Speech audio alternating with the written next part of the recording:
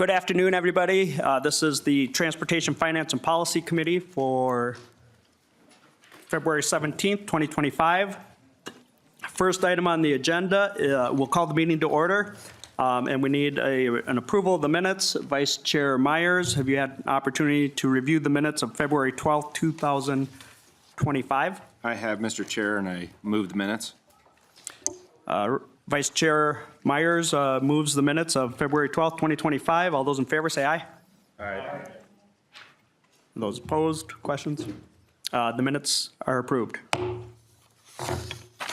Got a few different bills today, and the authors are across the hall in their committee assignments, so we're going to have to juggle back and forth a little bit. Representative Spencer Mira, welcome to the committee in person. Would you mind introducing yourself and your junior member with us? Yeah, happy to be here. Representative Samantha Sensomura. I represent District 63A, which is a portion of South Minneapolis. A returning member to the transportation. You want to flip the mic? I think it's on. I don't know if I just need to sit closer. Returning member to the Transportation Committee, and this is my daughter, Yuna, who's going to be joining committee sometimes. Again, congratulations, and we're glad you're here with us in person. Thank you. So we have our first author. Catch your breath, but we're just getting started. I know you've got committee across the hall as well, so what our intention is to kind of introduce the first airport bill that you have, and then the second bill, and if you need to go back, we're laying these bills over, so if you need to get back to your committee, we'll wrap it up for you after the introduction. But the first bill up, we will have House File 198. So I will, this is just for informational purposes. There's no motion necessary. Representative Zeleznikar, and I think you've got a couple testifiers online, so somebody smarter than me and more capable is going to figure out the technology. But if you could introduce your bill, I would love to hear about it. Thank you, Chair Kosnick and members. House File 198 is the air traffic control tower for the Duluth International Airport. This tower is 70 years old, the third oldest tower in the nation. And this is an important bill because there's federal funding that's available under the Infrastructure and Jobs Act, and the window for funding is going to close in the next year. So this is an opportunity for Duluth to leverage federal money of $54.7 million with a $14 million investment and bring this tower into the safety standards that we need. So the airport serves the community and more than the community, it serves Cirrus. Cirrus is the #1 manufacturer of piston aircraft in the world.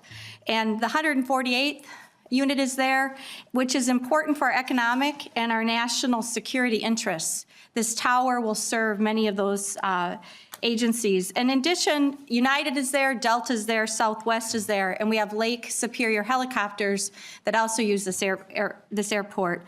So the ask is $14 million, like I said, to leverage millions of the federal money that will be disappearing rather quickly. So it needs to be timely for the members to consider this.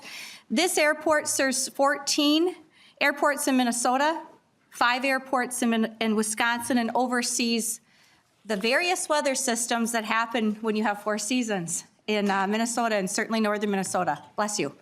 And thank you. I'm going to call on our testifiers, Chair Kosnick. I believe we have 2 testifiers, Mark Popko and Dante Tomasoni. We'll start with Mr. Popko, please, if you can hear us. Yep. Can you guys hear me okay? We can hear you. If you could introduce yourself, identify your association, and proceed with your testimony, please. Absolutely. Mark Popko, Duluth Airport Authority, Director of Operations. And thank you all for hearing us today. Representative Zeleznikar, thank you for introducing the bill, and I appreciate all the others that are appreciating that bipartisan support. Representative Kozlowski, Representative Skraba, and Representative Johnson. This truly is a project that is not only for Duluth International Airport. It is that regional aspect that Representative Zeleznikar touched on. The northeast region of the of Minnesota truly benefits from this, not only that local region of Duluth. So I wanted to hit on a couple of points. One thing that it might be beneficial to understand is the economic impact that the Duluth International Airport has. So in 2019, our economic impact was in the neighborhood of 760 million. We're just finalizing and getting ready to publish a new updated economic impact statement. And that economic input that the Duluth International Airport itself holds is $1.4 billion to the region. So the economic catalyst that the region has, and the air traffic control tower being a critical and really central function to that, needs to get replaced. We already spoke to the regionality of the project, and I don't think we need to go any further than that. I will touch on one last thing, and that's the federal funding aspect of it. So we are asking for $14 million. We already have $16 million of federal funding secured and in hand, ready to get put to work. That $14 million in combination with the additional funding that we expect to get in the next federal fiscal year is what's going to round out that project and allow us to put a shovel in the ground starting in the spring of 2026. While we are at risk of potentially losing future federal funding if we don't take action this year in the state legislative session, we're also at risk of turning back funding. So like I said, we've received $16 million of funding. That funding, it won't get put to work without a state match to it and allow us to put together a good unit of work. So it's to put it into perspective, our current air traffic control tower, while being the third oldest and 70 years old, sits at about 42 feet tall. The new tower will sit at 153 feet tall. So to give you an example of the difference in level of safety, we don't meet any line of sight characteristics or any safety measure by measured in today's world. So it's a great project. It's a non-controversial one and one that we need to push forward. The time is now because we're going to start seeing consequences if we don't. So I'm happy to take any questions. Thank you, Mr. Papko. We will hold off on questions until the rest of the testifiers. Next, we have Mr. Dante Tomasoni. If you can hear us, introduce yourself and proceed with your testimony. I can hear you fine. How's the audio in there? Great. Please proceed. All right, Mr. Chairman, members of the committee, my name is Dante Tomasoni, Director of Corporate Affairs at Cirrus Aircraft. I'm here to support House File 198. As Representative Zeleznikar stated, Cirrus Aircraft is the company I represent. We are the #1 manufacturer of personal aviation aircraft in the world. The only company, in fact, that produced more airplanes than Cirrus last year was Airbus. We currently have 10,000 Cirrus piston planes out in the world and 500 Vision jets, and we are producing at an average of 700 aircraft a year right out of Duluth, Minnesota. And we're going to continue to do so as long as demand dictates. And right now we have a 3-year wait list for our aircraft. Now, each and every airplane is built, manufactured, and must be flown before it is delivered to its owner. And in addition to manufacture and test, we also run flight training, testing. We do our innovation for new ideas in the planes and service of the use of our used aircraft as well. And that's all done at the Duluth Airport. Our latest estimate is Cirrus alone, and this doesn't count the rest of the stats that you have on the takeoffs and landings at DAA. We did 16,000 takeoffs and landings at DAA. And at Cirrus, our #1 priority is safety. The tower controls everything a pilot needs to do to remain safe. It controls the air traffic so there are no mid-air collisions. It advises pilots of weather conditions and all safety considerations when taking off and landing. And that all comes from that tower and from the airport control. The tower is in constant communication with every single plane in the air and is an essential part of aviation safety every day. And not only does Cirrus make safety a #1 priority, but Duluth Airport Authority makes safety a #1 priority. And every single plane and aviator and passenger safety is the #1 priority. And so being the 3rd oldest tower in the U.S., it simply needs to be replaced. You've heard the testimony of Mr. Papko and Representative Zeleznikar on its degrading physical condition and its lack of appropriate technology. For Cirrus and for every plane or pilot and passenger in aviation, that concern is important, and that's why we're speaking in support of House File 198 today. Without the support of Duluth Airport and its commitment to the safety of Cirrus, Cirrus would not be in Minnesota today, and we would not be able to support the 1,700 jobs that we have in Duluth and the continued safe operations coming out of DIA. So I thank you for listening to my testimony today and yield for any questions. Thank you, Mr. Tomasoni. Pleasure to have you at our committee. I don't know if there's any member questions. We'll start with Representative Scraba. I just want to show support for this. Way back when I was a mayor of Ely, Cirrus was building a plant in Duluth. Congressman Oberstar had gotten the city of Ely $2 million for a building, and they sat me down after I went there to testify for it. They said, could you give $500,000 of that up? And I said, for what? They said, we need lights for this new Cirrus company in Duluth, MnDOT does. And I said, how many jobs is it going to bring? Thousands. I go, no problem, you can have it. And I'd never thought that I would be supporting it again like this. It is a big deal. A lot of those folks that the jobs are in Duluth, but they live in the district, my district, and they also make a lot of the parts. We're different airports are trying to get them to manufacture seats or little parts in other areas and then fly around and get them. So this tower is huge. It's I toured it in capital investments 2 years ago. It needs to be replaced. They're manufacturing the parts they need because they don't make them anymore. So it's a big deal. Thank you. Thank you, Representative Scraba. Representative Kraft. Thank you, Mr. Chair. Representative Zeleznikar. So you mentioned that there's some urgency needed for this because of funds in the IIJA that will go away. Is this just them naturally going away? Or are you concerned, or there some impact from some of these executive orders that seem to be trying to change, from the Trump administration, that seem to be trying to change that Representative legislation? Zeleznikar. Thank you for the question. And this is just, we've anticipated, we knew this deadline was there. This has nothing to do with any federal executive orders. To my knowledge, it's just, these funds are running out as was determined from the past. And so this is the timeline they've had. It has nothing to do with executive orders, but thank you for the question. Thank you. Next, we have Representative Koegel. Thank you, Mr. Chair. I fully support this project. I have friends that fly out of Duluth Airport all the time. They live in Hermantown. But some of the concerns I have, just today, 300 FAA workers were laid off. And so that's a concern. I have a question about the 54 million. And you guys have secured 16 in federal funds. Do you know where they're asking for the rest of it? Because if it's the thing I fear is the discretionary grant side of the IIJA and that being put on pause. And so a lot of these programs are grant programs that are discretionary funding, and any of that discretionary funding going forward is probably not going to happen. So I'm just kind of curious where those federal funds are coming from.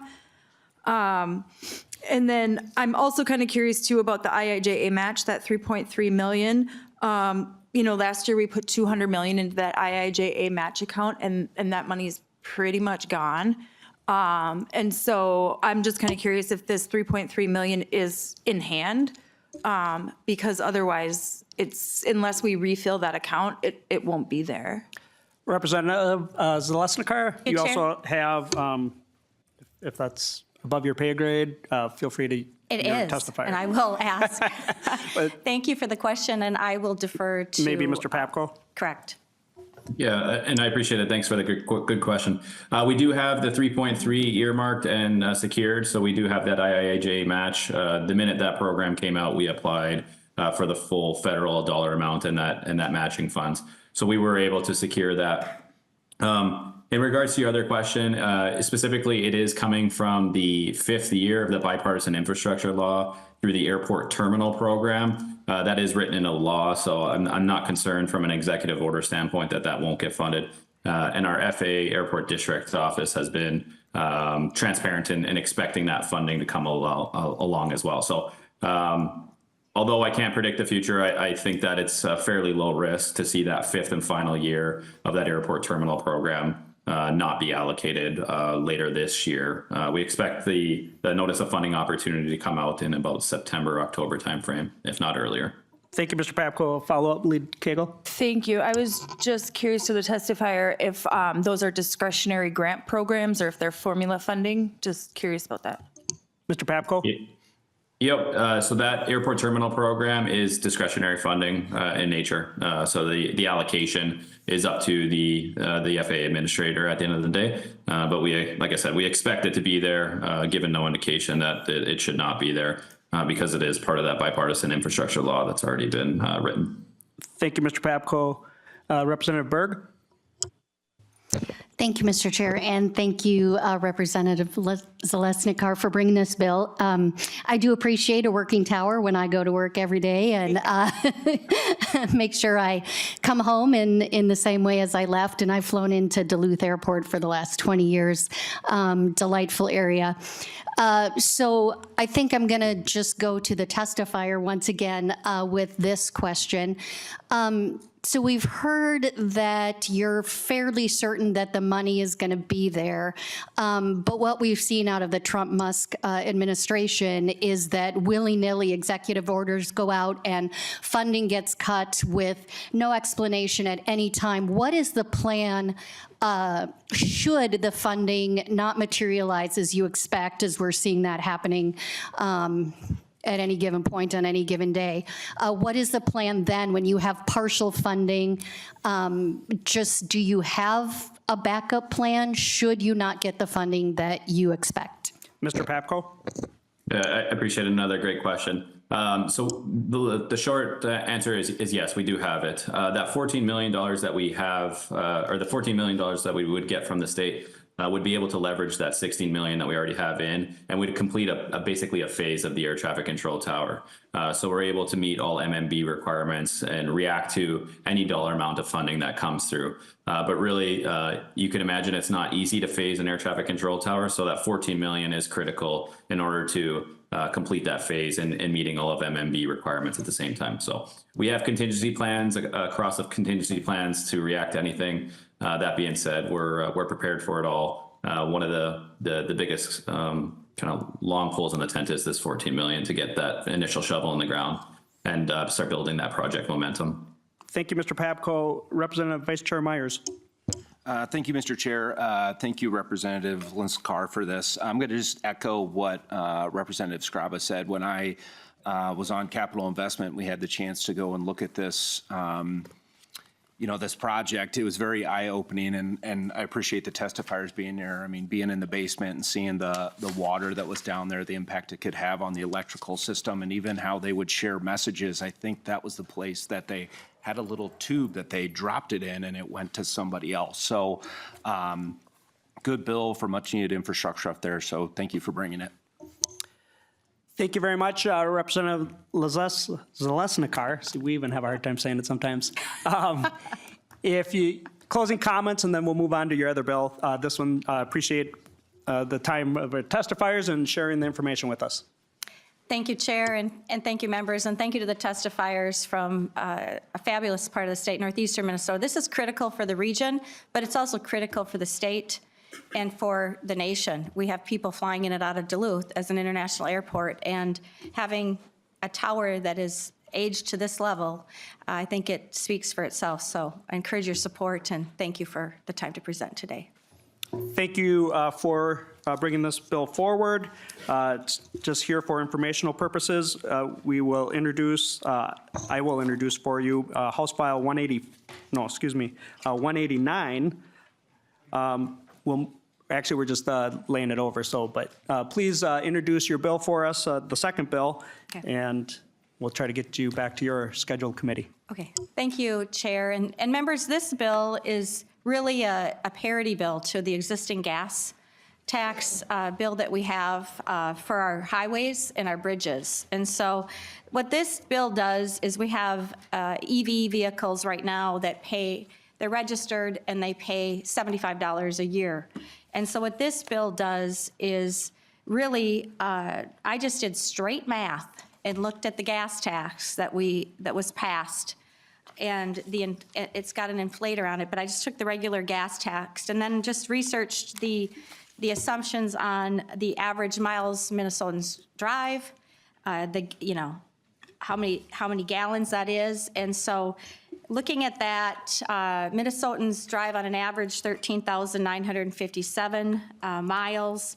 So I looked at that math equation, and that's how I got 137. There is a surcharge that was 0.035, so I added that in. And basically, that's why it's 137. I didn't round up. I did exact straight math by the data. So, in the state of Minnesota, we have, all types of vehicles that are using gas and diesel, trucks, vans, SUVs, and cars. And so right now, though, when we're moving to the EV model across the state and the country, our roads and bridges are funded by the gas tax. And so for obvious reasons, you can see that we're not going to have funds going into the road and bridges like we have historically in the past.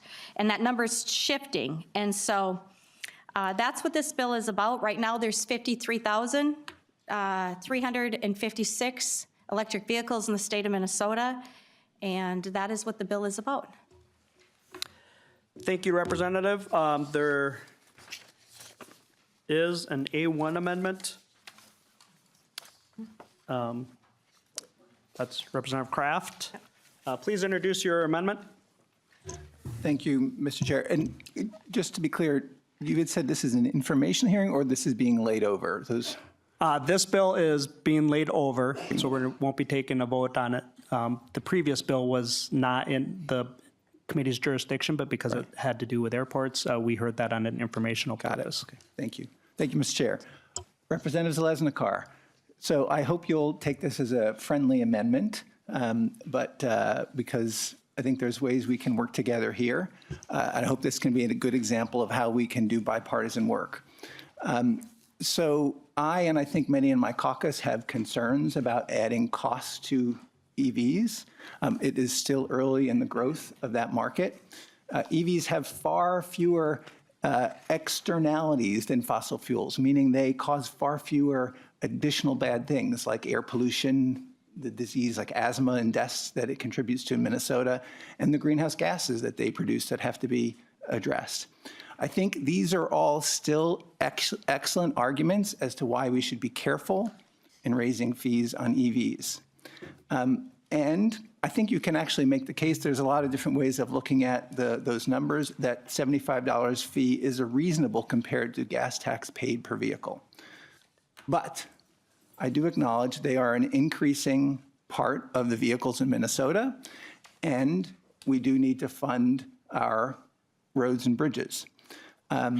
So the crux of this amendment is that 2 years ago, we passed a critical greenhouse gas vehicle miles traveled policy that will play a big part in helping Minnesota think more holistically about our transportation infrastructure and help us achieve our transportation climate goals, which are net zero emissions by 2050. Representative Kraft, I hate to interrupt you, but number one, you need to move your amendment.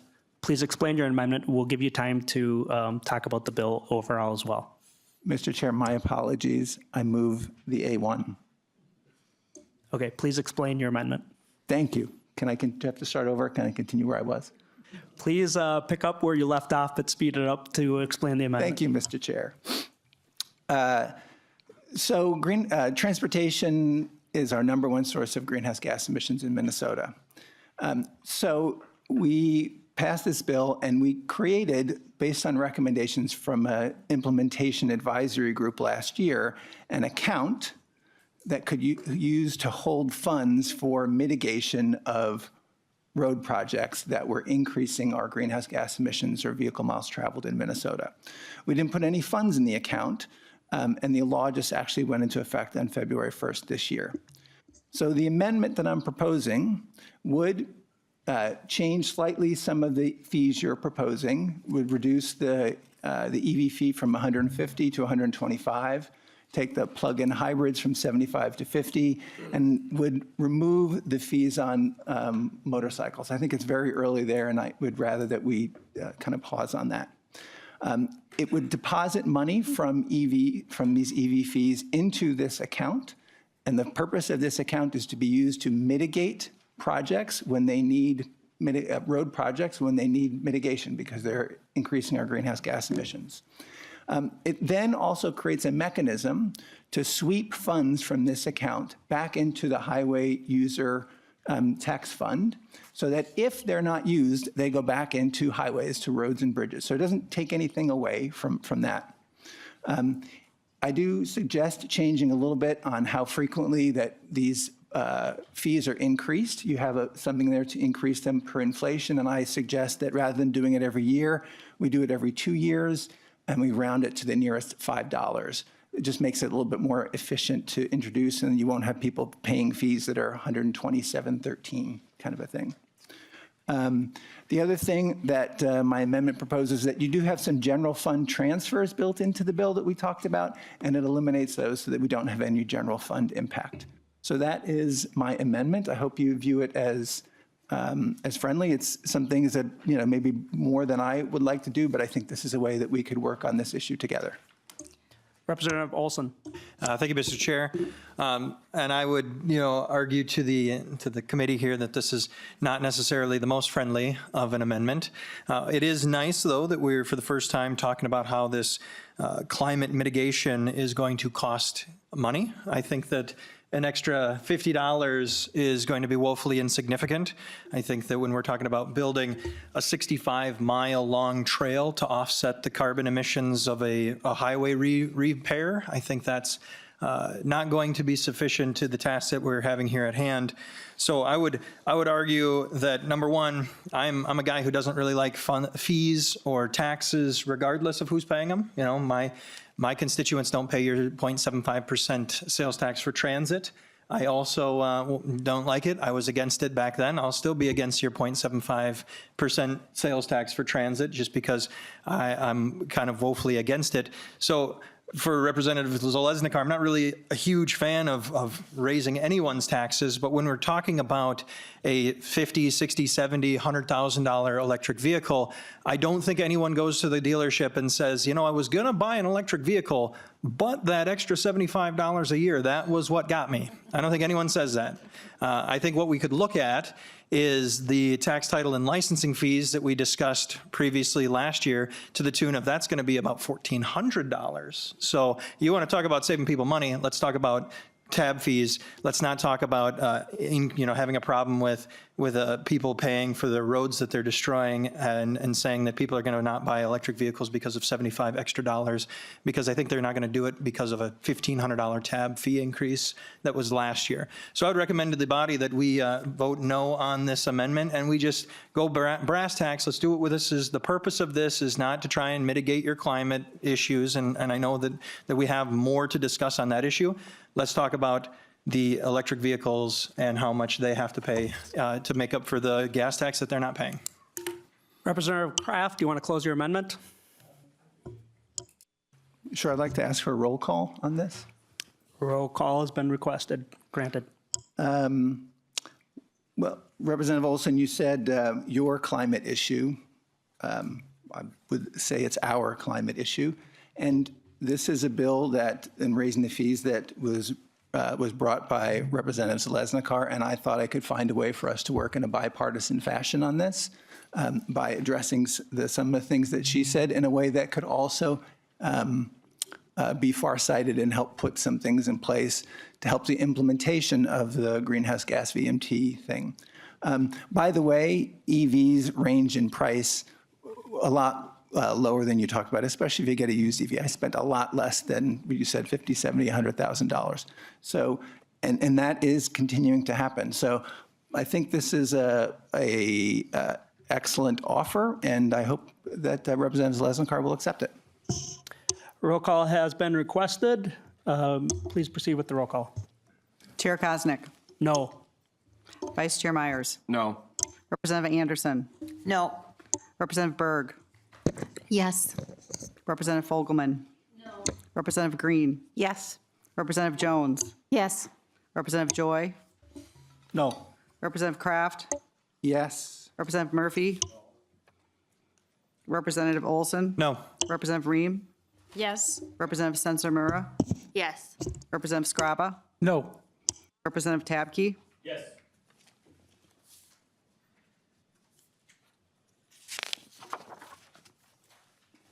There being 7 ayes and 8 nays, the amendment is not adopted. Representative Zeleznikar, if you want to have some closing words, I want to get you back to your committee, and if the committee has some. Sorry, I didn't have my mic on. Thank you. If you want to have some closing comments, we'll get you back to your committee, and then the committee can, since we're just laying it over, we can have still have some discussion. And I think there's a testifier as well. So Thank you very much. And I agree. I don't like having any more costs either. I don't see this as really a new cost. I think it's a parity situation. We have roads and bridges to take care of. Those who drive vehicles that are not EV have an automatic gas inflator tied to them every time they pump up. So I'm paying it every time I drive down here. And I think that's what we all need to be doing. And it's time to get this. It's a $62 increase for people that have EV vehicles. That's it on an annual basis. I think considering what we're asking, it's reasonable, and it will bring in probably $3 million from straight math, dollars for roads and bridges. So thank you for hearing the bill. Representative Zeleznikar, I appreciate your thoughtfulness in this bill and bringing it to us. It's not as simple as most would say, so for not being on the Transportation Committee, I appreciate your thoughtfulness. We'll excuse you back to your committee. We'll lay it over. If we'll entertain any other member discussion, if there is any. I'll just say I anticipate that we'll have more discussion on this. I know that there's seems to be some shared interest in making sure that the fees are equitable to internal combustion engines, and we'll work on that a little bit more. But for now, without seeing any further discussion, House File 189 is laid over. Oh, I'm sorry. Before we do that, I didn't realize there is a testifier, Mr. Haig. Here he is. We'll unlay it over, and then we'll lay it over.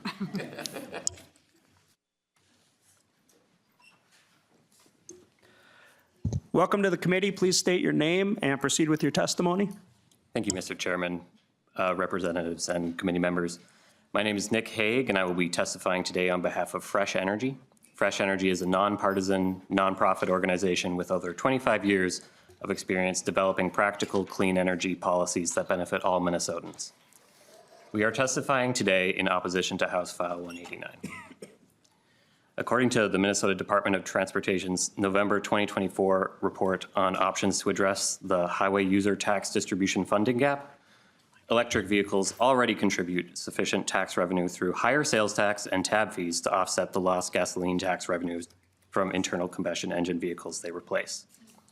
More funding for roadways is needed, but the funding gap we see today is caused by inflation, aging infrastructure, growing transportation needs, and the increased fuel efficiency of gasoline vehicles, not EVs. EVs only account for about 1% of on-road vehicles in Minnesota, subsequently increasing the annual electric vehicle registration fee to $150 would only contribute an additional $3.1 million annually. And this would not address any of the underlying causes of the billions required for roadway funding in coming years. Instead, the increased fee will simply create another financial hurdle to electric vehicle adoption. Since electric vehicles provide many benefits to Minnesotans, including cheaper lifetime operating costs and cleaner air, and these drivers are already paying their fair share, Fresh Energy opposes the statutory changes proposed in House File 189. Fresh Energy believes in a comprehensive roadway funding policy in which users pay their share of the actual costs imposed upon the system, regardless of what fuel they use. We also believe that there is a role for raising transportation revenues to help us achieve a cleaner and healthier Minnesota, but increasing EV registration fees is not the solution. Thank you. Thank you for your testimony, Mr. Haig. I still don't see any other committee comments, but I would point out that there are a number of letters in support of the bill and the general concept in your packet, members. Next, we will continue with House File 303, Representative Bernie Perryman.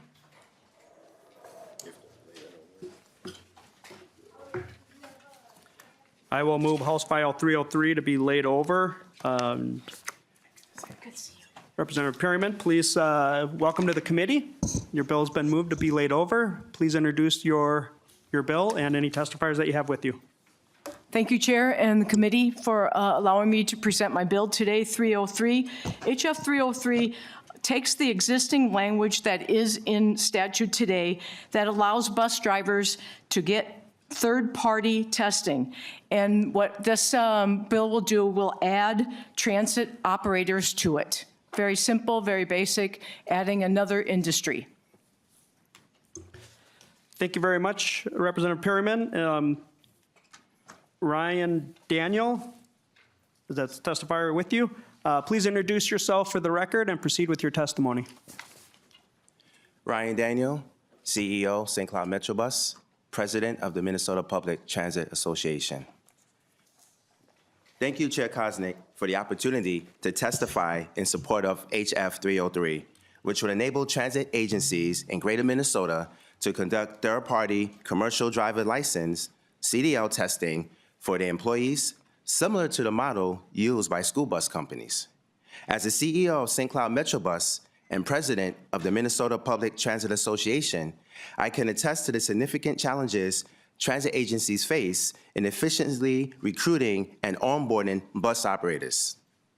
One of the primary obstacles we encounter is the prolonged wait times for CDL testing through the current state system, which hinders our ability to place qualified drivers on the road.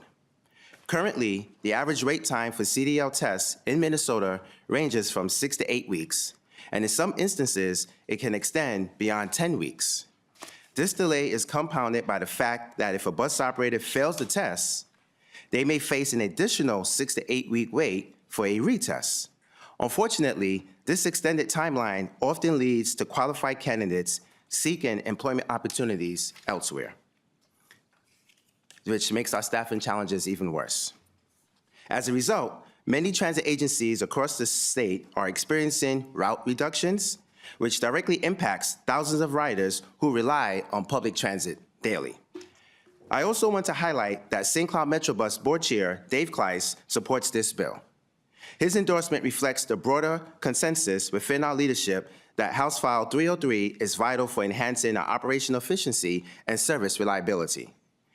House File 303 presents a programmatic solution that will benefit both transit agencies and the communities we serve. By allowing third-party testing within transit systems, we can streamline the hiring process and reduce unnecessary delays, ensuring that we have sufficient operators to meet our growing service demands.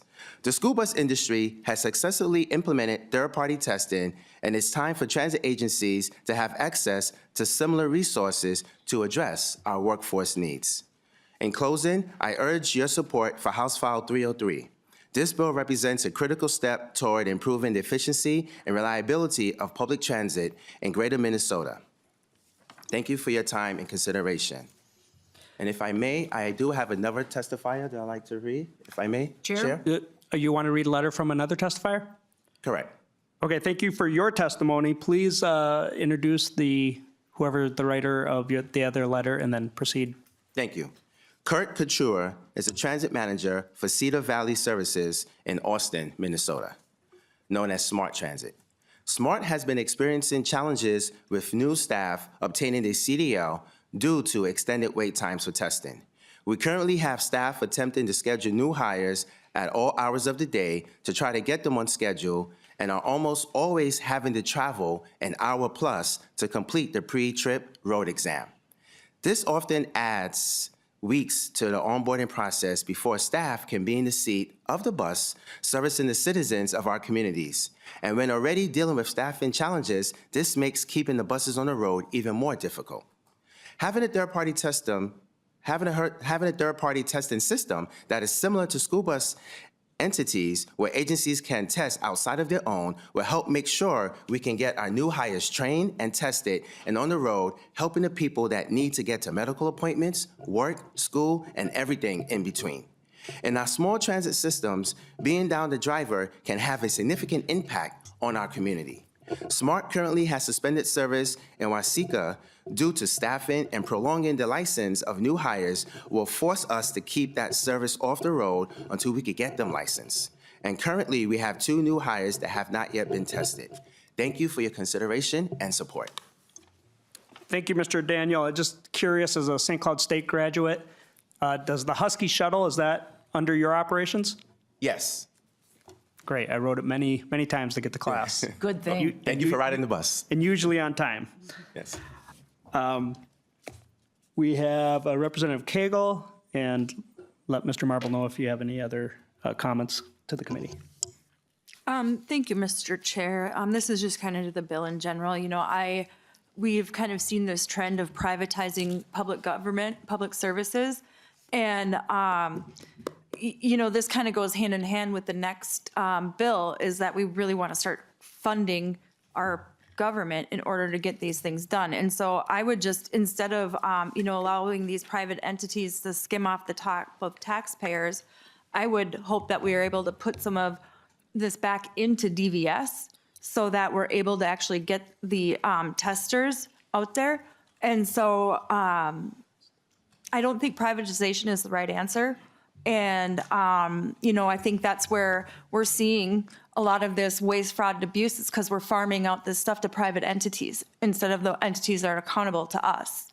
And so I would really encourage that we stop farming this stuff out to private organizations that are making profit off of taxpayer money, and that we just fund government. So that's just my say. So thank you very much. Thank you, Lead Koegel. Any comments back? Thank you, Chair. Thank you, Representative. I would just go back to that. Currently, we do allow school bus companies and some private carriers to conduct third-party CDL testing now. And my approach to that is, if we can trust our school bus drivers to be tested by a third party, and they're carrying our kids, how come we cannot support a third party testing for transit? That would be my take on it. We have the Minnesota Public Transit Association fully supports the bill. Transit providers across the state back this bill as a practical solution to workforce shortages. We have support from the transit industry. So all this coming together, I believe it would ensure a steady pipeline of drivers that supports the long-term stability of transit agencies and the efficiency without compromising safety or quality by having this third tester for transit drivers at this point. Thank you, Representative Perryman. I appreciate the comments of Lead Koegel. I see this almost more as a workforce issue so that we can get our drivers utilizing our transit system more efficiently than the current mode. Representative Olson. Thank you, Mr. Chair. I was just going to say just about the exact same thing that you just stated. There is, in fact, no cost to this piece of legislation. And on top of that, I think it's pretty safe to say that the government has never been able to do anything cheaper than the private sector has been able to do. So if we're talking about costs and saving and efficiencies, as Rep. Perryman has said, the capitalistic society that we live in, the private sector has always been able to do things better than we have been able to do. And unleashing the potential of our transit drivers to really get those buses moving, maybe that's what we need to do. Thank you, Mr. Chair. Thank you. And again, we're going to lay this over. Representative Perryman, I know that you have a number of bills up in your committee. Do you have any closing comments? Yes, I think it's a good bill. It puts the positioning into private business. And as I'll go back to, that we trust in our school bus drivers to be tested by third parties now. So trusting them with our children, why wouldn't we trust a third party tester for transit going forward? So it'll increase transit service, and it'll be applicable to all communities and everyone in a community needing transportation. Thank you. Thank you, Representative Perryman, for bringing this bill forward. We'll lay it over. Going a little out of normal sync. If there's any members of the public that are wishing to testify, we'll just, the bill is now laid over. Thank you, Chair and Committee.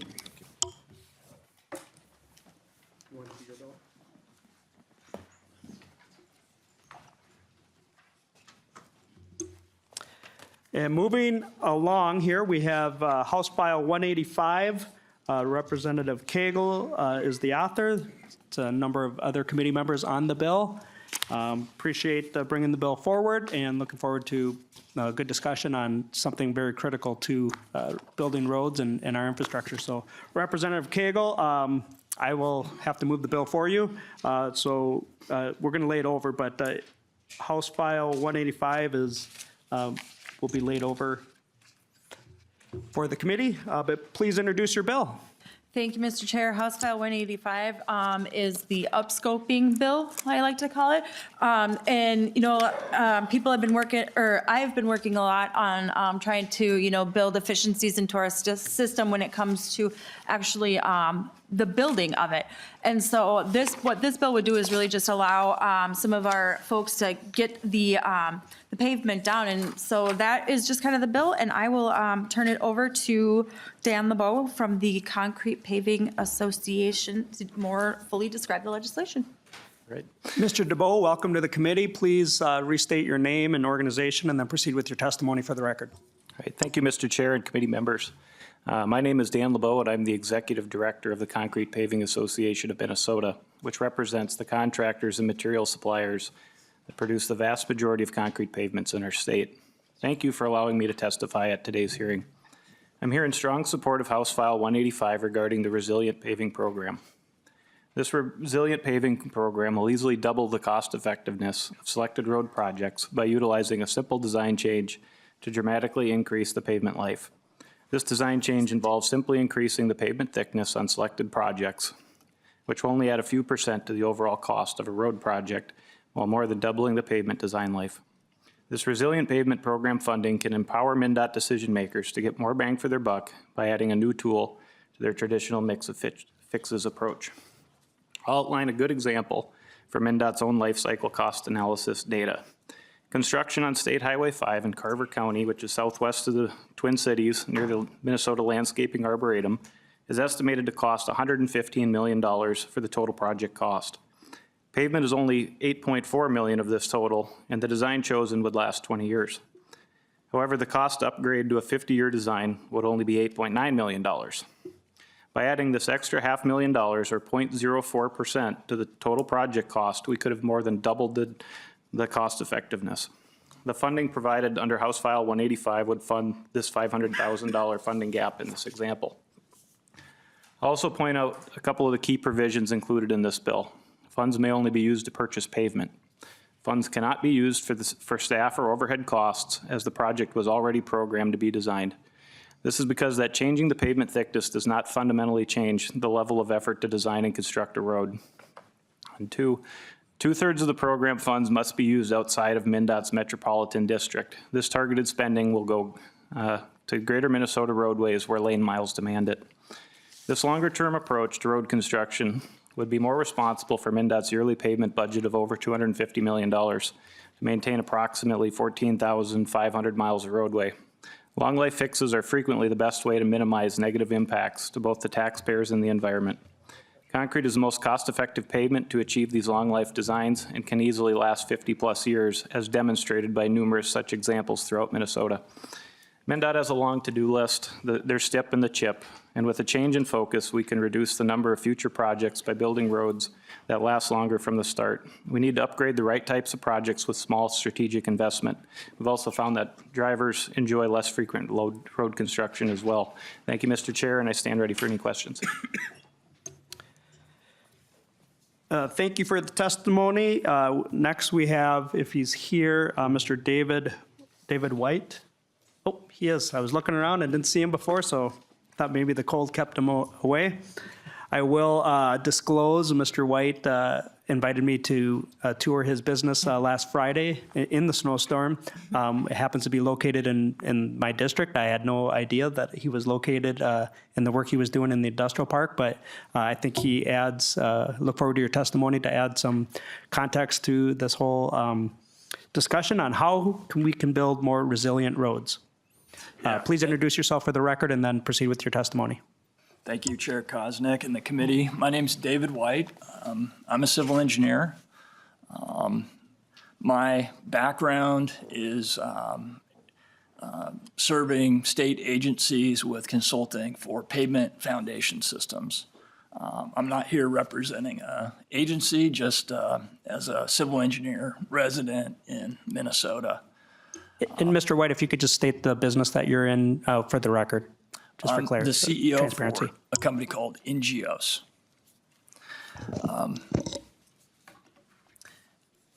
As a civil engineer that works in pavement foundation systems, I've had the opportunity to travel across the country and do work in 25 different states in the capacity of pavement foundation assessment. And I've had the opportunity to travel the world and work as part of a military operation almost 20 years ago that looked at using advanced technology on foundation systems.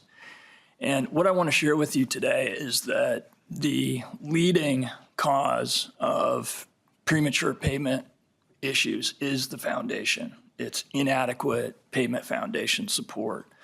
1 in 5 miles in the United States fail prematurely because of the pavement foundation system. It's exciting to hear about the initiative to move forward with resilient pavements and the initiative to extend pavement life. That's critically important and something at a national level we're seeing is taking place. What I would encourage the committee to do as part of that process is to consider the foundation as one of the key elements as part of a long life resilient pavement system. In terms of the return on investment, what we're seeing is that small investments in improving that foundation can have disproportionate effects on improving the overall cost effectiveness of pavement systems. Thank you. Thank you, Mr. White. I don't know if the committee has any questions. Mr. White, I'll ask a question. Can you explain the sub-foundation? In what manners can we improve how we can get better sub-foundations? Yes, thank you for the question. There's really sort of two issues with foundations. One is more technical in nature, the other is more specification training. The technical issue is that pavement foundations are the most variable component of a pavement system.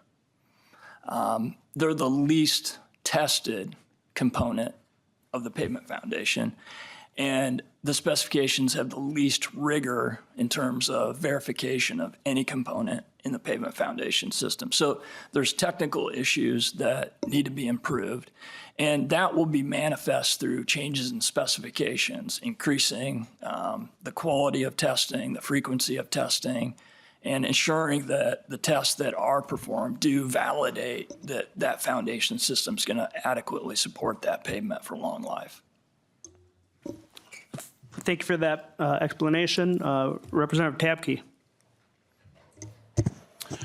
Thank you very much. This is more comment. I don't necessarily need to have any answers on this, but just want to say first, thank you, Mr. Chair, for hearing this bill. I think this is really important that we talk about these issues and as they move forward. And thank you, Representative Koegel, Lead Koegel, for bringing this bill forward. And one thing I think this really highlights, and we need to make sure as a committee to recognize, is that budgets matter, and that making sure that we have adequate funding for projects really, really matters, because this takes and we have the money available right now to really do projects in the, I don't use air quotes, but the right kind of way, to make sure that we are not just doing things as cheaply as we possibly can today, but that we have the money available to do these so that over decades that Minnesota is able to save money in times of doing this. So like I used to be the mayor of Shakopee, and as city of Shakopee, we put more money into projects. So just in this same manner, so that we can get an extra 5 to 10 years out of the roads, which over decades and over generations, it saves millions of dollars for taxpayers. And so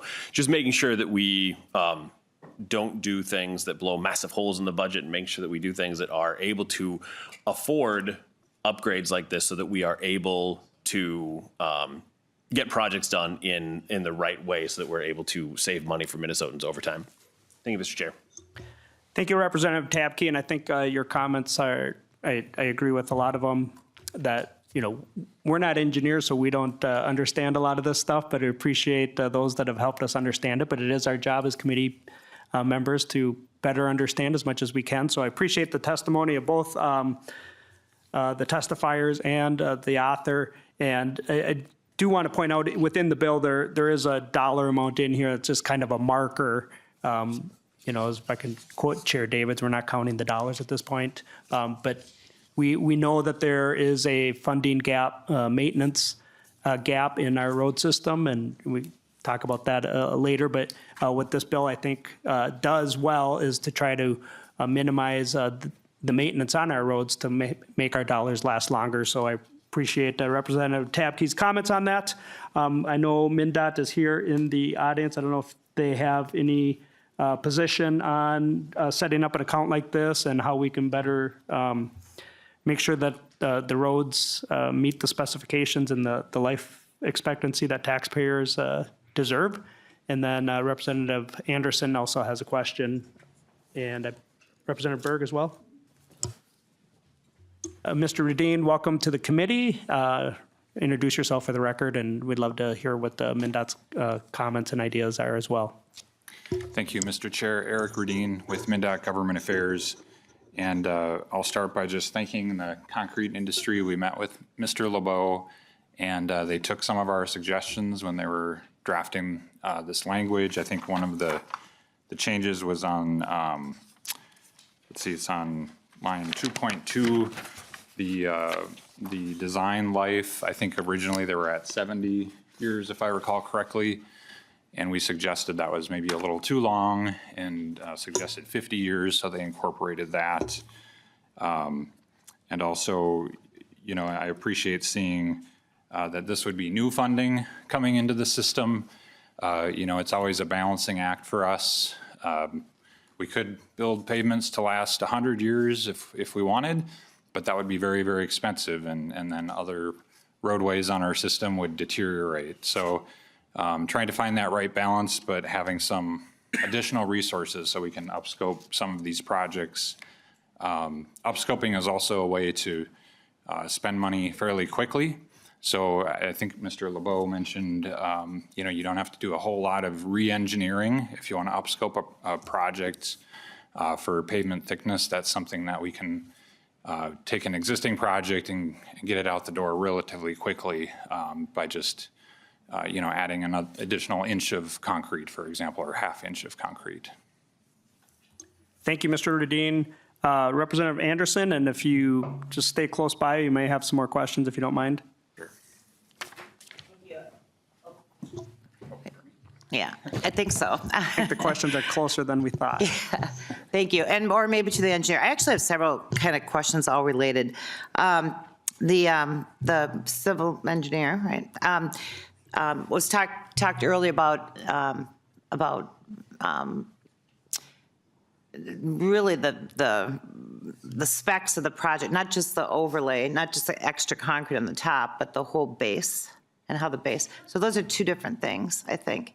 And I think it's important to understand because we have new construction projects and then we have reconstruction projects. And I've got to believe that this dollar is probably looked at for new construction, maybe not. But if you're going to reconstruct something, you're going to have to dig up the entire, and maybe you do anyway, but you're going to be digging out the bottom and potentially making that thicker or more, whatever. And so I guess I'd like to ask you to just expound on that a little bit. And also just the whole issue of specs, because this is one great idea potentially to set the dollars aside, but we could also look at just increasing the specs for new construction in the first place and not going through this process. But I don't know the dollar figures difference in that either. You heard a little bit of talk about, well, it's a certain tiny little part of a full new project. Of course, it's bigger than, when you're just looking at the road bed, okay? It's a much higher percentage. But what is it generally overall? What kind of dollars are we actually talking about to bring something from a 30-year road to a 50-year road?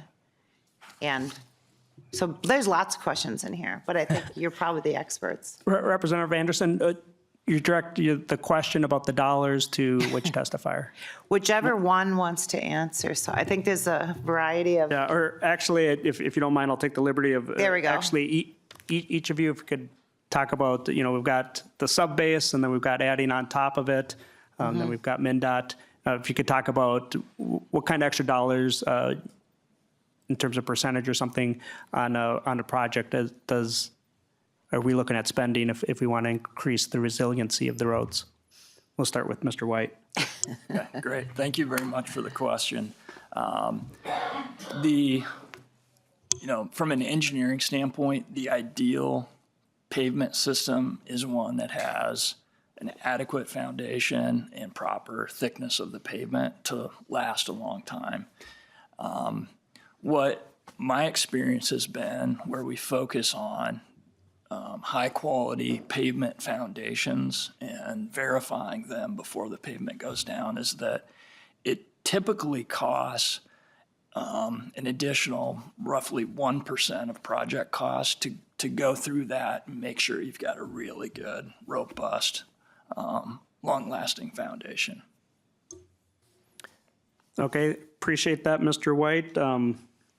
Mr. Lebo, I think you kind of had mentioned it in your earlier comments, but if you could restate, and then we'll go to Mr. Radin about what his thoughts are. Okay. Yeah, to hopefully answer that question in terms of cost, of course, you're kind of lucked out. You got 2 registered civil engineers in Minnesota here answering questions. So having run those numbers, of course, I'm going to be a bad engineer and say it depends. But with the Highway 5 project, for example, that one you're looking at about 1%, less than 1% of the total cost. A project that we actually upscoped in Wright County on Wright County Highway 35, that project we estimated to be around 2%. And Anoka County, they did the same thing to upscope from a 35-year design in their example to a 75-year plus design. That cost about 3% of the total project cost.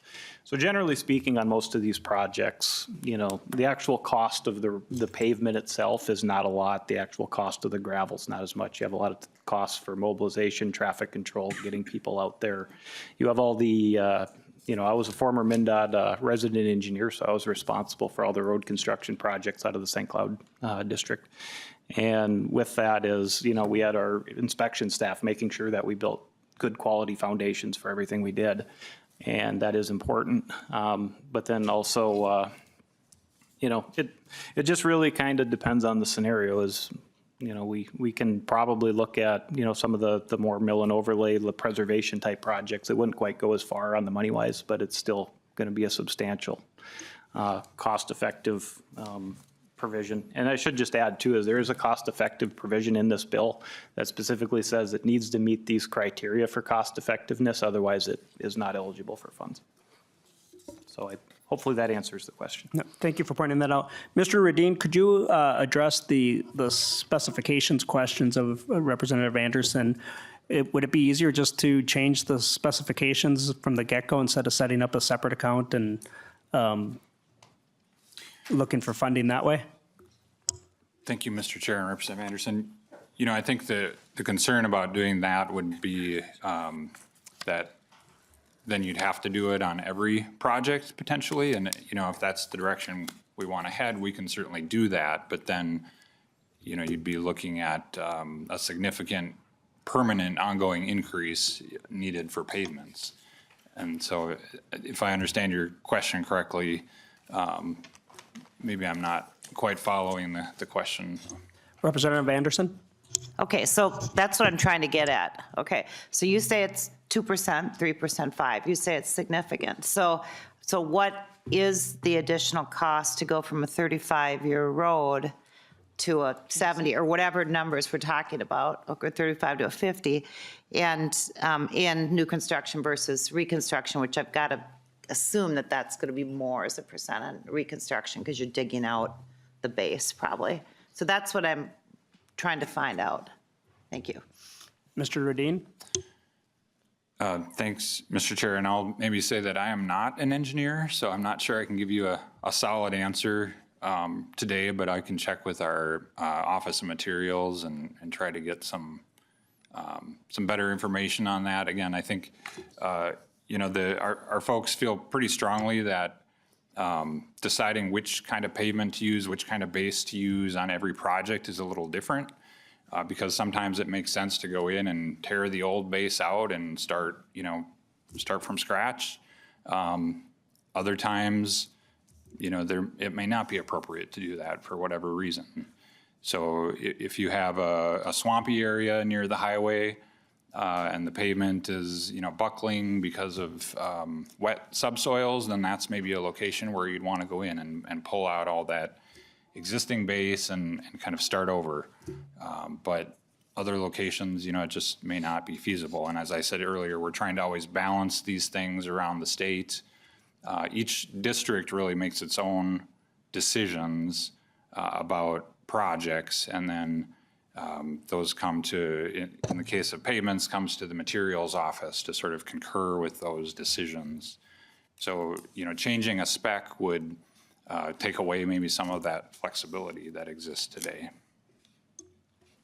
Thank you, Mr. Rudin, and we can maybe follow up a little bit more from the department, but the point that you just made about each district makes its own decisions, I would think there'd be more uniformity across the whole state on how we build our roads, but maybe for the sake of time, we'll let that fly for right now. Representative Berg? Thank you, Mr. Chair. This question, I think, might either be for Representative Koegel or possibly Mr. LeBeau. Last biennium, we passed the Buy Clean bill in Chair Koegel's Sustainable Infrastructure Committee. I don't know if you're part of the study that came out of that bill or not, but as I'm looking at this, and we're talking about upscoping so that things last maybe 50 years or more, are we factoring in using sustainable materials as an important part of the life cycle of the pavement? Representative Koegel? Thank you, Mr. Chair. I would hope so, but I might want to pass that one over to Mr. LeBeau. Mr. LeBeau?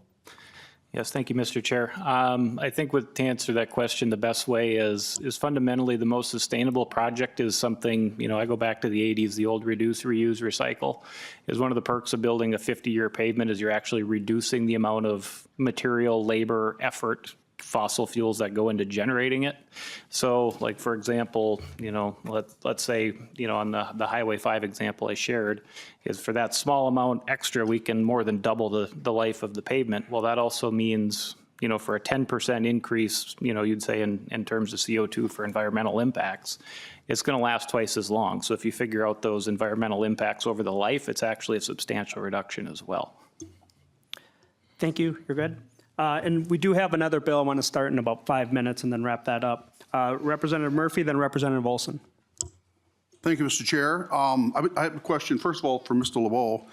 So you mentioned the Highway 5 project, and it's estimated a 50-year. What would that project have cost if you were to stretch it to 70? Mr. LeBeau? It would depend on the pavement type. Asphalt and concrete would be a little bit different, but for a concrete project to amend it to 70 functionally, I would dare say a lot of the MnDOT designs, they round to the nearest half inch.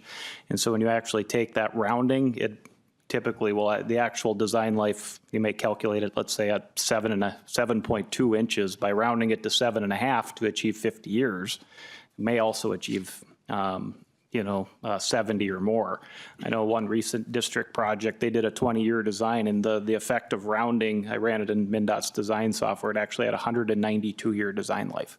So the impacts of rounding is significant as well. And a lot of times there, it may be 0, and other times it may be, 0.5%. It's very little. Mr. Chair. Quick follow-up, Mr. Murphy, Representative Murphy. Thank you. So in the right conditions, that adding that little bit extra can easily adapt to the next life, the length of the road. So those are great decisions for you guys to be making. I have one more question for Mr. White.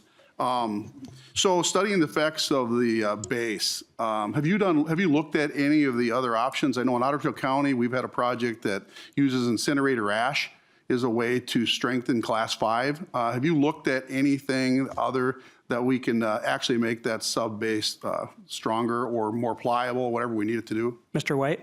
Yeah, thank you for the question. We've looked at probably 50 different foundation materials, and some of the best materials are materials that are local, as long as they go through a rigorous process to demonstrate they're going to meet the engineering requirements. Those can be definitely feasible materials for long life pavements. Thank you, Mr. Chair. Excellent. Representative Olson, then Representative Jones, and then we will move on. Thank you, Mr. Chair. I think my question was for Mr. Rudin, and I think he walked out of the room. Oh, no, he's hiding behind the pillar. Look at that. Perfect. Thanks for sticking around. So my question is, do you know the exact percentage that is allocated for each MnDOT project that would be for cosmetic purposes? Because if, in fact, we're talking about a 0.4% increase in the cost of a project for the purpose of adding 30 years onto its total life design, if the cosmetic threshold is higher than that, why do we need to look at a really nice piece of sidewalk for 20 years when we could look at a really nice road for 50 years? Mr. Rudin? Mr. Chair, Representative Olson, I don't think there's a specific percentage for each project. So a mill and overlay could have 0, but you know, an urban reconstruction going through a historic downtown, it could be a couple percent potentially, depending on the project. There's also kind of a cap that MnDOT has for contributing, and then if a local government wants to do those really fancy benches or lighting, for example, then that would be their cost. So still a cost to the project, but it wouldn't be MnDOT funds. Representative Olson? Thank you, Mr. Chair. I won't waste any more time. Can the department get me those fundamental numbers on how that's all decided? Thank you. Then finally, Representative Jones. Yeah, thank you, Mr. Chair. And I just had some questions, one question around the cost effectiveness ratio. I'm really excited to see this kind of safeguard to this. I think, we've been talking a lot about cost, and I think this provides a really important safeguard around that to be able to make sure that we're getting the benefit for the slight additional cost. And so I'm wondering if you could just explain it a little bit so that the committee understands it. Is that to Mr. Rudin or Mr. LeBeau? I think to LeBeau. Mr. LeBeau? Yes, thank you, Representative.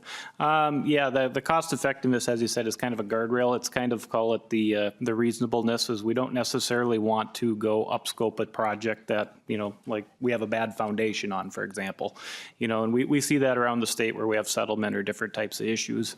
So what we really want to target is the places where we can really extend this money as far as possible. That's, in my mind, the priority of the bill. We don't want to, like the Highway 5 example, if you figure out the cost effectiveness, it well exceeds the thresholds in the project. But if you go calculated, the threshold to go run those costs on another type project, it may not make sense. So really what we want to do is focus on the national highway system first, because that's kind of the artery of our system, strengthen that. So then when we have future road construction projects, those roads can actually take that diverted traffic in the future. So that's part of the system behind that. But then, fundamentally is the cost effectiveness. Fundamentally, we just don't have the money to maintain the system under the current status quo. I know Eric can probably speak to this too, but I think a recent MnDOT report said MnDOT needs about $890 million a year to go maintain the STIP to the level of performance that are needed. And I really think by, running the numbers is when we actually go add a new tool to MnDOT's arsenal, which is kind of the 50-year plus fix, is that'll help drive down that number. And then, again, we just want to make sure, to your core point is we're targeting the most viable options to do. Thank you. Representative Koegel, appreciate bringing this bill forward and authoring it. I think obviously it's an important, one of the most important things that I think we can do is we're charged with the Transportation Committee of building our roads and making sure that we get the best return on our investment. So I appreciate the testifiers and your perspectives, and hopefully this is something we'll take a little bit more serious look at as session progresses. But to Representative Koegel to wrap it up. Thank you, Mr. Chair, and that's exactly the point I was going to raise, is that return on investment really is what we're looking at. And if we can spend a little bit more upfront in our capital, then we're going to lower the cost of the maintenance on our roads. And I think that's really, what we need to look at. Not only do we need to look at the foundation, but then the pavement. When you go in to look at a house, you're looking at the roof, and the foundation. And so those are the two things that I think are really important. And if we can try to extend the life of those arterial roads and really just focus on the biggest bang for our buck. It might cost a little bit more upfront, but making those investments upfront will save us long-term in the back end. And so that's really what, this bill aims to do. So I really appreciate the time. And I hope we can do some good work on this going forward. Thank you, Representative Koegel. House File 185 is held over. Next, we will move on to House File 305, Representative Joy. Thank you to our testifiers. Appreciate your time today.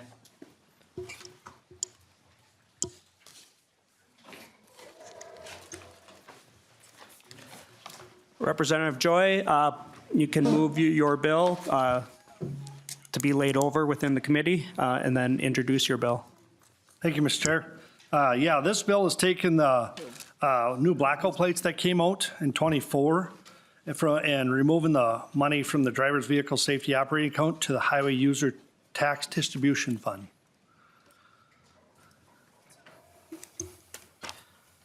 Thank you for that introduction. I don't know if we have any member questions before that, but we do have an amendment. And there is a testifier. We'll take the testifier first. Director Zhang. Hey, how are you?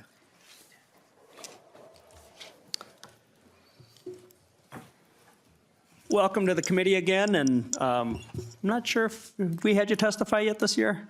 Kind of moved through rather quickly on Agency Day. Thank you, Mr. Chair. No, I have not had the pleasure yet. Really happy to be here. Yeah, introduce yourself for the committee and then also for the record.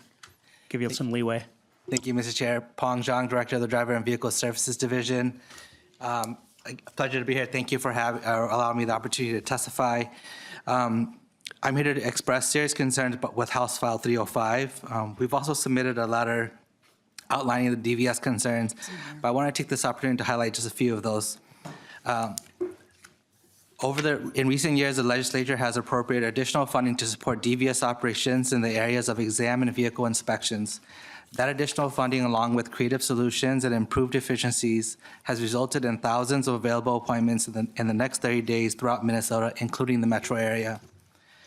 As a special revenue funded division, DVS relies on appropriations from the Driver and Vehicle Services operating account to support all of its statutorily required services to Minnesotans.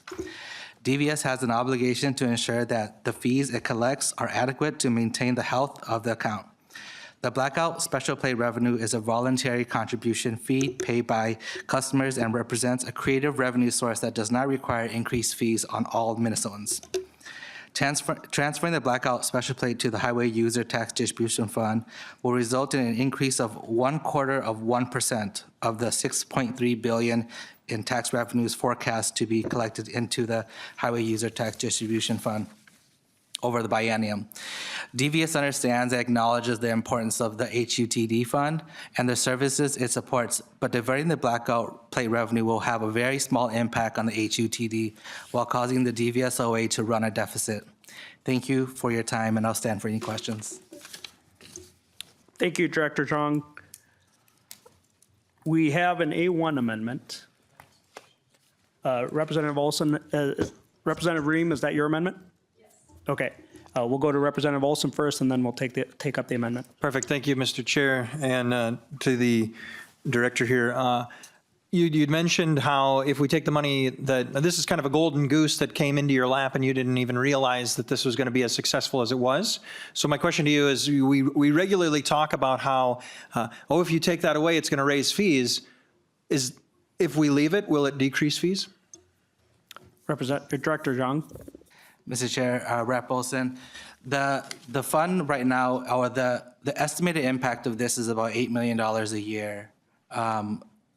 by removing this 8 million per year of revenue that's coming to this account, that will reduce the amount available to be appropriated at the levels that the division has been appropriated by the legislature historically.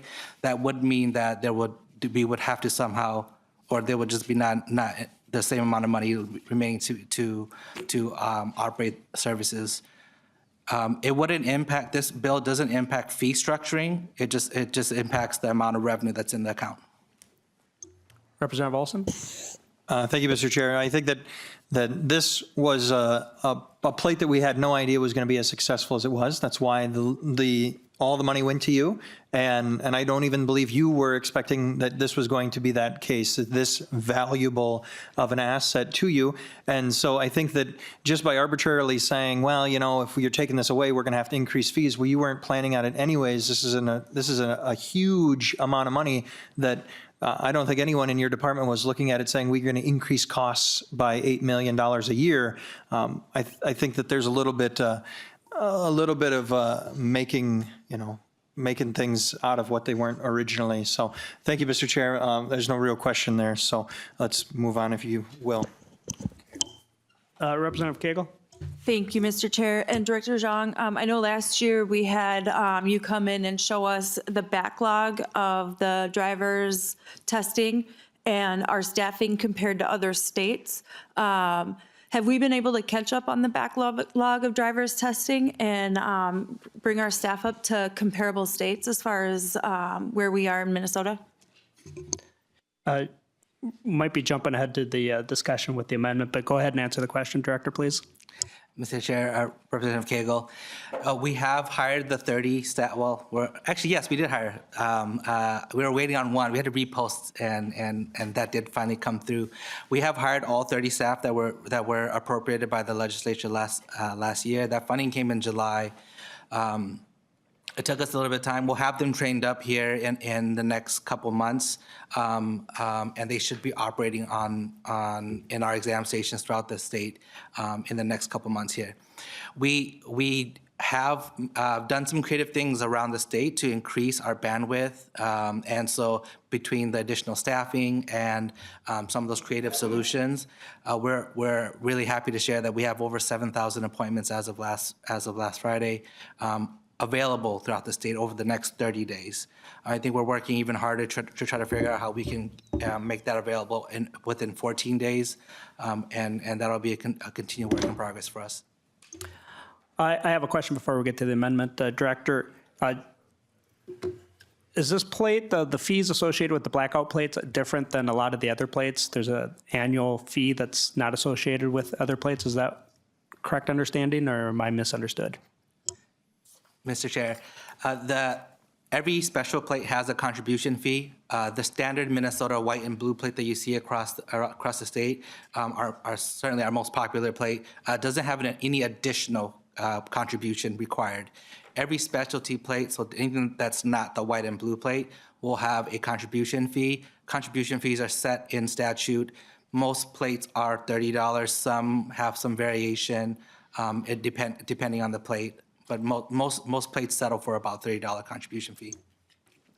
So to clarify, the $30 fee on the blackout plates is similar to a lot of the other specialty plates? Mr. Chair, that is correct. Thank you. Representative Koegel, did you have another follow-up, or do you want to move to the amendment first? I just wanted to thank you, Mr. Go Chair. ahead. And I just wanted to note that, those are voluntary fees that we're adding. You have to request the specialty plates. So this is something that it's an extra fee that people are requesting. It's not something that's mandated on them. And so I think that's a really important point, that these are voluntary fees that people are putting on them. And I remember Representative Igo was one of the first people to get one of those plates. So when I saw it, he goes, "Oh, I'm doing my part to fund DVS." So thank you. Thank you. That it is voluntary. I will say that there's one of my most important constituents in Lakeville ordered the blackout plates, but I don't think this particular constituent is aware that there was an additional $30 fee annually on it. So we might be having that discussion later this evening. Representative Ream, please introduce your amendment, please, the A1. Thank you, Chair Koznick, and thank you, Representative Joy, for bringing Technically this moved the amendment for the bill record. forward. Yes, I'd like to offer the A1 amendment, which you probably have before you. We've heard a lot about how it's been really difficult for people to, schedule an appointment for a driver's test. I know an earlier bill that Representative Perryman had brought forward was, the difficulty that we see with getting testing for CDL licenses. And so this amendment would specifically earmark the revenue from the Blackout plates to be used by DVS on driver's exam staffing, exam stations, and related costs until the goals had been met.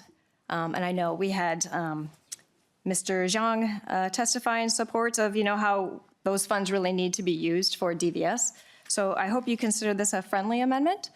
And yeah, please consider this.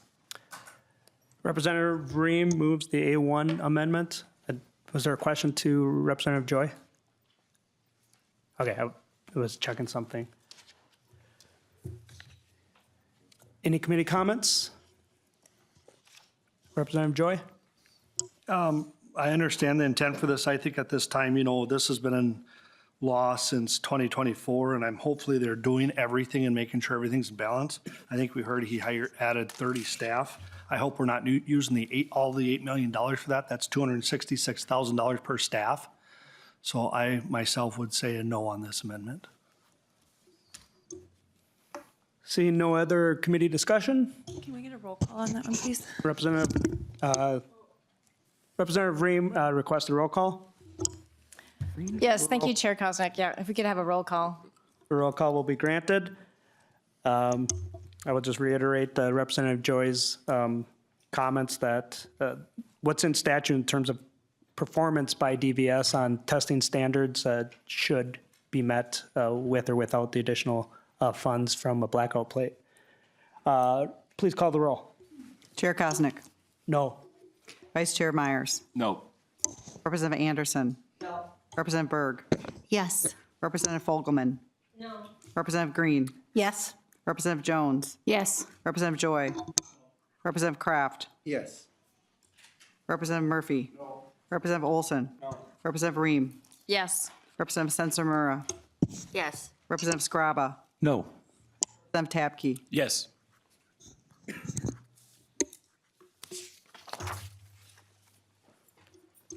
There being 7 ayes and 8 nays, the amendment does not prevail. Not adopted. Is not adopted. So we can move on to a general committee discussion if there is. Otherwise, seeing none, we will go to the author of the bill for final comments. Thank you, Mr. Chair. The Blackout bill, and I agree, it's a fee. You get to just pick if you want to pay it or not. One of the things that does bother me, my personal self, is the Blackout plates available at the motor vehicle shops all the time. I have the Club 100 plates, which was a Blackout plate for first responders, and that money goes to them, but that's not available at the Department of Public Safety places when you go get your license, so you don't get that option. So I think that's why this is successful, because people want to see that. They think it's something different to have, but I guess I encourage members to vote yes to move this over to the funds we need for these trunk highways and bridges and making sure everything's safe. Thank you. Okay, House File 305 is to be laid over. So without any further comments, we'll lay that over. House File 305, and just as a committee, there was an incident with a Delta Airlines up in Toronto. It appears that everybody's accounted for it. Not sure what the incident was, but thankfully everybody appears to be fine, so we'll keep that in our thoughts. The next Wednesday, we do not have House committees at this time for the 1 o'clock hour. And so the following Monday, we will have a committee. We did take off a bill that I had regarding the North Star. That was removed from the agenda, number 1, for time, although I'm pretty sure I could have gotten it done in about 15 minutes. But the Met Council, it's a paid holiday for them, so just to make it easier for their staff, we remove that from the agenda. Any other comments, Lead Koegel, or we're good? Okay, we'll see you in a week from today. Meeting is adjourned.